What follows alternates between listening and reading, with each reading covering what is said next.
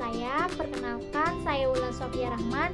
Saya dari kelas A31 Program Studi Pendidikan Jarak Jauh Pendidikan Agama Islam Syekh Nurjati Cirebon. Kali ini saya akan menerangkan atau menjelaskan tentang PKBM dalam pendidikan PAI luar sekolah. Apa itu PKBM? Mari kita simak di slide selanjutnya. Oke, baik teman-teman. Jadi, apa itu PKBM? Nah, PKBM itu yaitu pusat kegiatan belajar masyarakat, merupakan suatu institusi berbasis masyarakat, community based institution. PKBM didirikan dari, oleh, dan untuk masyarakat, sehingga PKBM merupakan inisiatif masyarakat untuk peningkatan mutu pendidikan melalui proses pembelajaran. Adapun fungsi PKBM dalam pendidikan Islam luar sekolah yaitu ada memberdayakan masyarakat agar memiliki peluang untuk belajar agama tentang apa saja sesuai dengan yang mereka butuhkan, dan memberikan kesempatan bagi semua warga, tidak memandang itu siapa. Intinya di sini disebutkan bagi semua warga masyarakat tanpa membedakan status sosial. Misalkan contohnya kaya, miskin, tua, muda, lansia, dan sebagainya. Itu tidak membedakan status sosial mereka. Budaya dan lainnya untuk memperoleh layanan pendidikan dan dapat mengakomodir berbagai keragaman yang ada. Lalu yang kedua yaitu meningkatkan kualitas pengetahuan agama masyarakat. Selanjutnya yaitu ada pengembangan dan pertumbuhan keagamaan masyarakat. Adapun jenis-jenis kegiatan PKBM yaitu ada pendidikan massa, pendidikan orang dewasa, pendidikan perluasan, pendidikan masyarakat, pendidikan dasar, dan pendidikan penyuluhan. Jadi PKBM itu banyak jenisnya ya teman-teman, tidak hanya satu atau dua saja, melainkan tadi saya sebutkan ada beberapa jenis-jenis kegiatan PKBM yang biasa dilakukan oleh masyarakat sekitar gitu. Baik, selanjutnya setelah jenis-jenis macam-macam PKBM, di sini saya akan menjelaskan tentang bagaimana sih manajemen PKBM dalam masyarakat.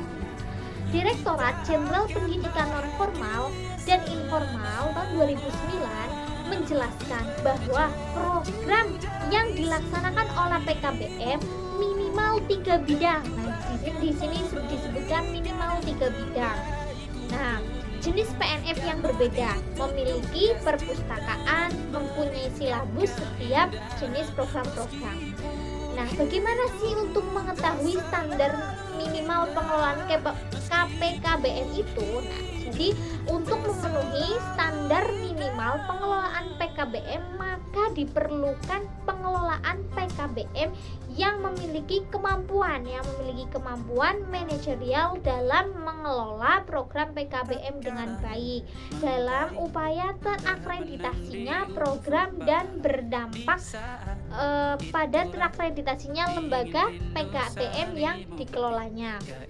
Nah, lalu dalam penyelenggaraan PKBM ini, pendidikan luar sekolah itu berfungsi dalam manajemen, yaitu meliputi yang pertama ada identifikasi, yang kedua ada perencanaan, yang ketiga ada pelaksanaan, yang keempat ada pengorganisasian, yang kelima ada evaluasi, dan yang terakhir ada RKTL, yaitu rencana kerja tindak lanjut. Itulah fungsi-fungsi manajemen yang meliputi pendidikan luar sekolah itu. Baik, selanjutnya saya akan menjelaskan satu-satu fungsi dari hal-hal tersebut, fungsi-fungsi tersebut. Yang pertama itu ada identifikasi. Nah, mengidentifikasi kebutuhan belajar, sumber belajar, dana belajar, tempat belajar, waktu belajar, dan yang lain-lainnya yang mendukung terselenggaranya program belajar ini. Selanjutnya yaitu ada, setelah identifikasi ada perencanaan. Menurut standar minimal manajemen pusat kegiatan belajar masyarakat, perencanaan dilaksanakan dengan melakukan pendataan umum. Nah, pendataan umum masalah atau kebutuhan dan sumber daya pendukungnya, yaitu menyusun prioritas kebutuhan program masing-masing bidang, yaitu layanan pendidikan, layanan informasi, layanan kemitraan, dan peningkatan mutu pendidikan. Selanjutnya ada pengorganisasian, yaitu merupakan kegiatan menyiapkan dan menggerakkan sumber daya yang akan dimanfaatkan sesuai dengan kebutuhan atau tuntunan program kegiatan, yaitu menata pelaksanaan program kegiatan dan tenaga kependidikan. Baik, setelah pengorganisasian, yaitu selanjutnya ada pelaksanaan. Nah, bidang pendidikan ini yang pertama ada memotivasi waktu belajar, memotivasi warga belajar. Yang kedua ada mengadakan atau mengembangkan bahan ajar pokok bagi warga masyarakat, warga belajar, dan bahan pengajaran pokok bagi tutor dan narasumber. Selanjutnya ada melaksanakan proses belajar mengajar. Selanjutnya ada partisipasi aktif warga belajar. Selanjutnya ada menilai proses dan hasil kegiatan belajar mengajar secara berkala.